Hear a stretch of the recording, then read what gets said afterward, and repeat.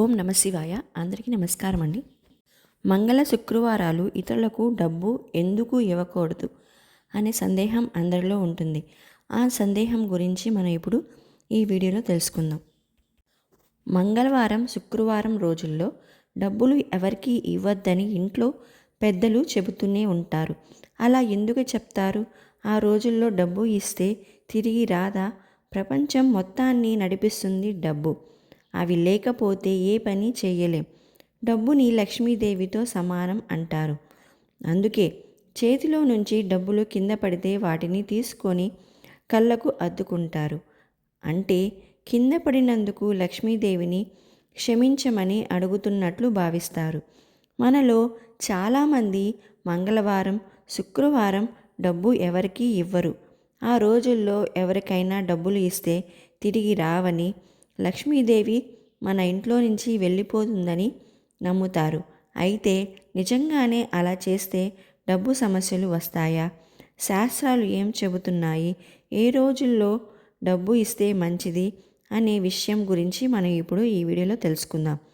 మంగళవారం ఎందుకు ఇవ్వకూడదా అంటే, మంగళవారానికి కుజగ్రహం అధిపతి.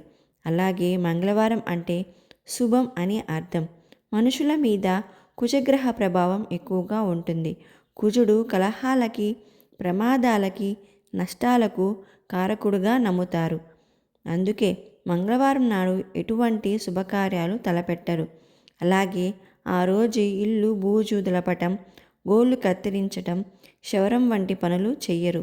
మంగళవారం రోజు డబ్బులు ఎవరికైనా అప్పుగా ఇస్తే అవి తిరిగి రావని నమ్ముతారు. ఆ రోజు అప్పు తీసుకుంటే అనేక బాధలకు కారణం అవుతుందని కూడా అంటారు. శుక్రవారం ఎందుకు ఇవ్వకూడదు అంటారు అంటే, శుక్రవారం కూడా ఎవరు డబ్బులు ఇవ్వరు. లక్ష్మీదేవికి ఇష్టమైన రోజు శుక్రవారం. సాధారణంగా లక్ష్మీదేవి ఒక చోట స్థిరంగా ఉండదని చెప్తారు. లక్ష్మీదేవి భృగు మహర్షి కుమార్తె. అందుకే శుక్రవారాన్ని భృగువారం అని కూడా పూర్వం పిలిచేవాళ్ళు. శుక్రవారం రోజు డబ్బులు ఇస్తే లక్ష్మీదేవిని ఇంటి నుంచి పంపించినట్లుగా భావిస్తారు. అలా చేస్తే కష్టాలు వెంటాడుతాయని, ఎంత సంపాదించినా డబ్బు నిలవడం లేదని అనుకుంటారు.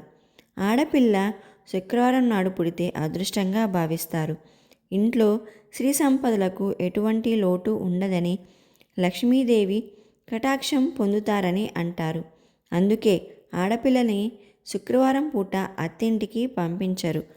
అలా చేస్తే పుట్టింటి లక్ష్మీదేవి అత్తింటికి వెళ్ళిపోతుందని నమ్ముతారు. శుక్రవారం పూట ఇల్లు శుభ్రం చేసేందుకు ఉపయోగించే పాత వస్త్రాలు ఉతకరు. అయితే ఇవన్నీ వాస్తవమేనా అంటే కాదని కొట్టిపడేస్తారు. మంగళ శుక్రవారాల్లో డబ్బులు ఖర్చు చేసినా, అప్పుగా ఇచ్చినా చేతిలో డబ్బు నిలవవు అనేందుకు ఎటువంటి శాస్త్రీయమైన ఆధారం లేదు. ఇది కేవలం అపోహ మాత్రమే. నిజానికి ఇలా చెప్పడానికి మరొక కారణం ఉంది. సంపాదించే వాళ్ళు సంపాదిస్తుంటే ఖర్చు చేసేవాళ్ళు ఖర్చు చేస్తూనే ఉంటారు. అనవసర ఖర్చులు ఆపడానికి ఈ 2 రోజులైనా డబ్బు ఖర్చు చేయకుండా ఉంటారనే ఆశతో అలా చెప్తారు. అత్యవసర సమయాల్లో, ఆపద సమయంలో ఇటువంటివి నమ్మితే అది అనర్థాలకు దారితీస్తుంది. అందుకే ఇటువంటి పనులు చేయకూడదు. కానీ శాస్త్రాల ప్రకారం సూర్యాస్తమయం తర్వాత మాత్రం డబ్బులు ఎవరికి అప్పుగా ఇవ్వకూడదు. అలా చేస్తే ఆర్థిక సమస్యలు తలెత్తుతాయి. సూర్యాస్తమయం లోపు ఏ రోజు అప్పు ఇచ్చినా ఏమీ కాదు. ఈ ఇన్ఫర్మేషన్ కనుక మీకు నచ్చినట్లయితే మీ ఫ్రెండ్స్కి షేర్ చేయండి. అలాగే మా ఛానల్ని సబ్స్క్రైబ్ చేసుకొని పక్కనే ఉన్న బెల్ ఐకాన్ని క్లిక్ చేయండి. Thank you for watching.